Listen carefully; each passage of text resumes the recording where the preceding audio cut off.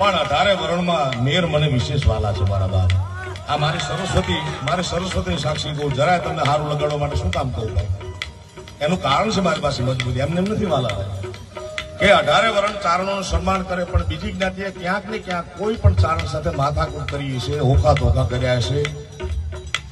આજ દિન સુધી મેં એવું મારા 50 વર્ષના ઇતિહાસમાં નથી આવડ્યું કે મેરના કોઈ પણ દીકરાએ કોઈ પણ માથા ભારે છે ને કઈ થોડું વરણ તો છે નહીં.